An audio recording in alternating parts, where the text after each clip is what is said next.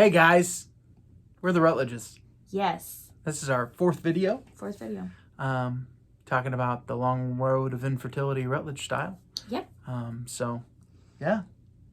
Where did we leave off? We left off with we had 2 viable embryos. Yep. So the next step, we could not transfer right away because of my PCOS, so we had to wait about 8 weeks. Yep. So they froze the little guys. Yep. So come December, let's see, in November, I think we did a trial transfer, which is where they stick this little tiny tube, I guess long, skinny little tube, up into your vagina, into your cervix, and into your uterus. And we, what's it called?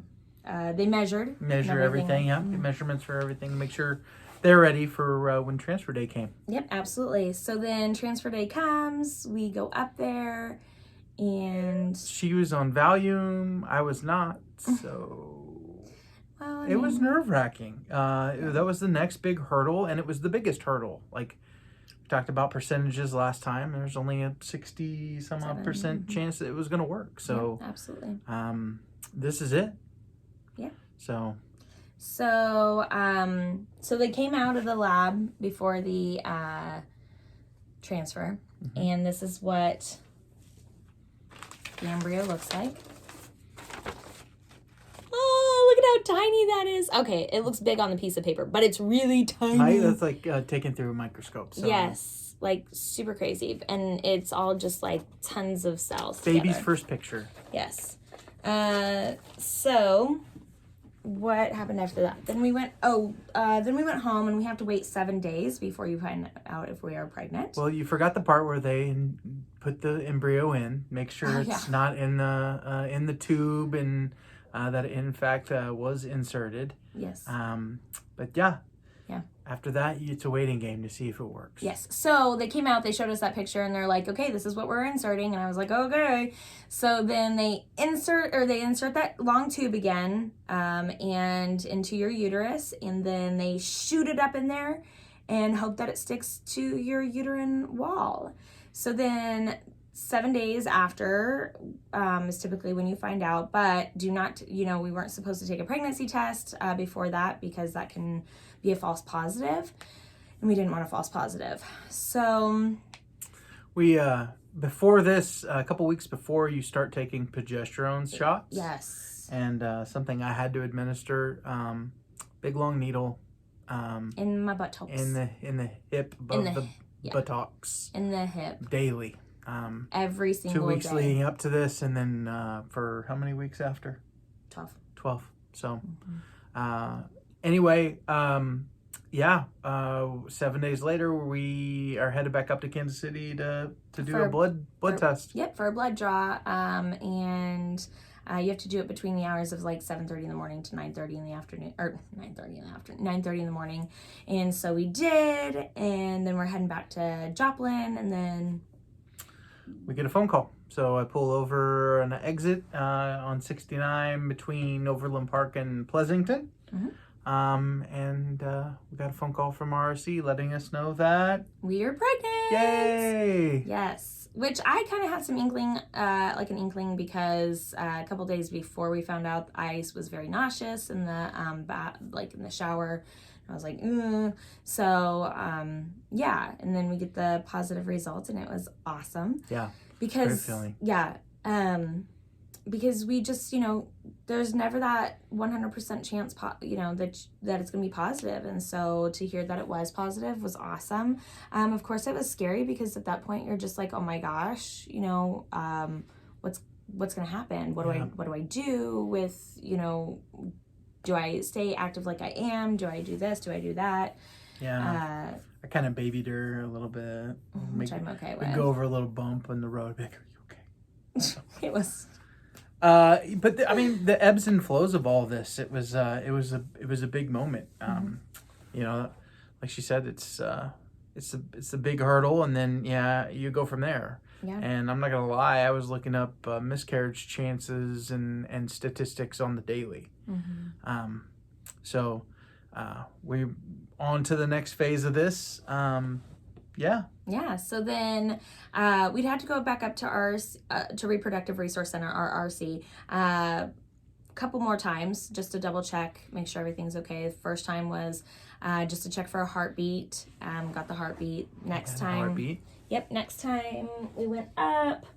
Let's see. Was this one? Yeah. This is the first ultrasound picture. So if you can see, it's this little ring right here. So you see like that diamond looking thing, that's the baby. And down here, that is the sac.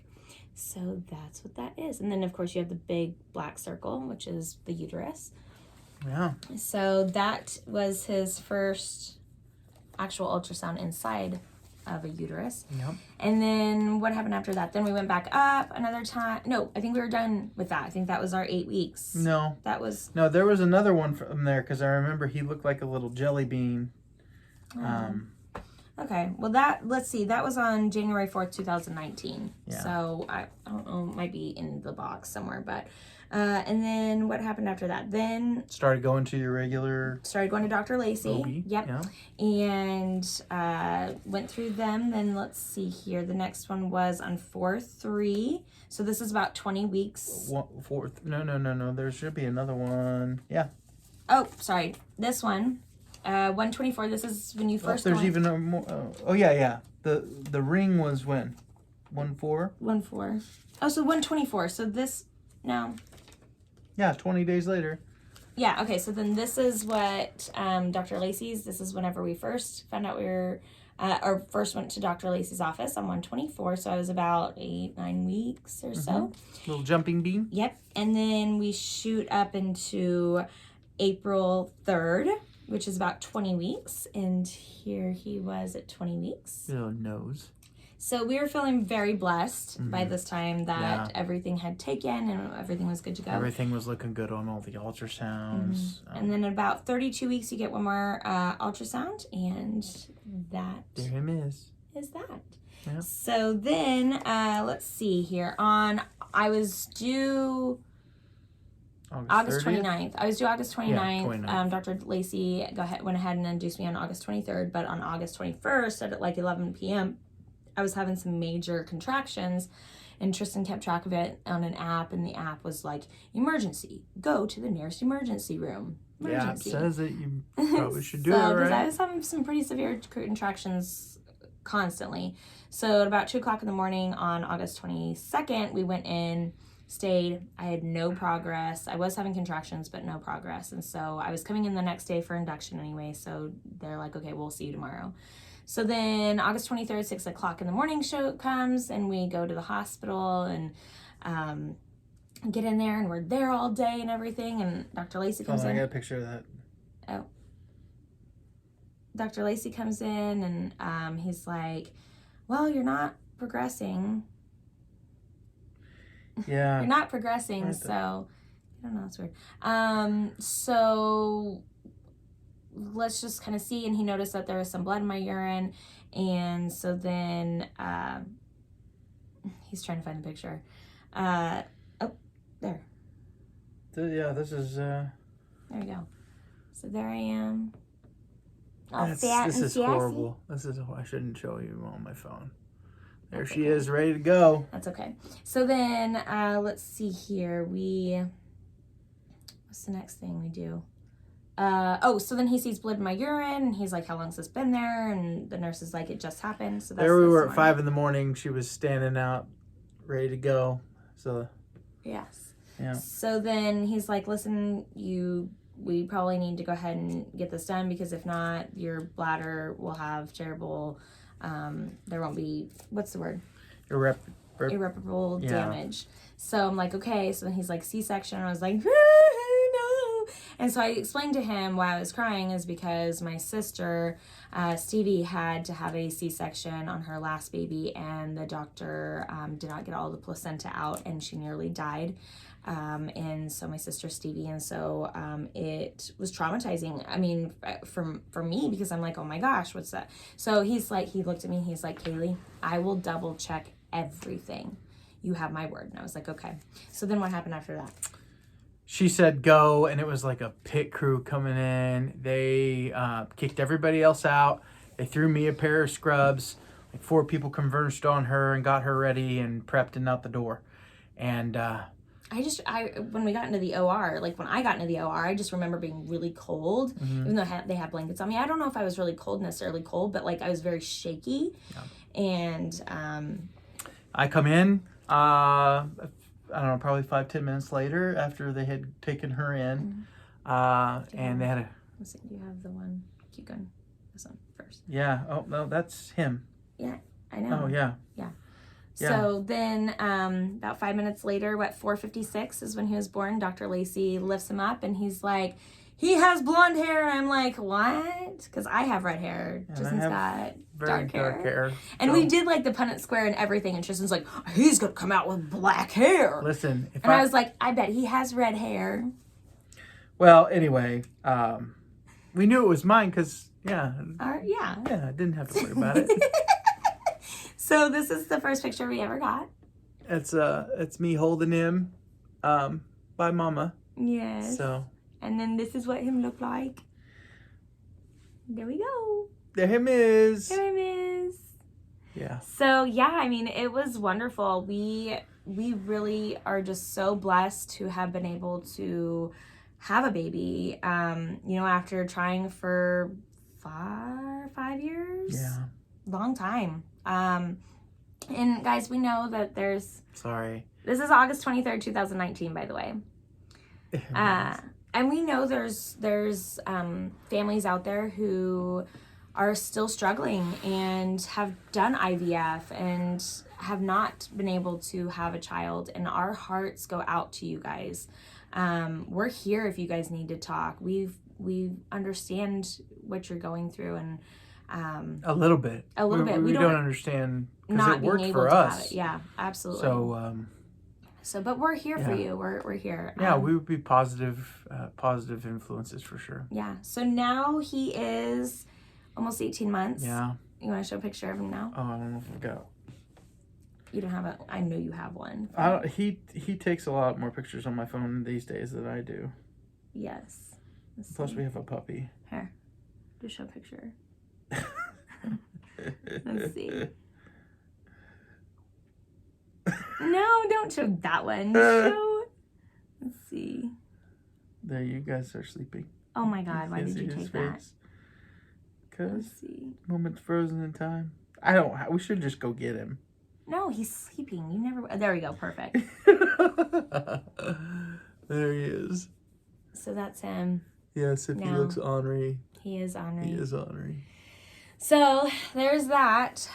So now that journey's over with, we have another journey that we're heading on. Do you want to tell everybody? So we got a bill for embryo storage. When?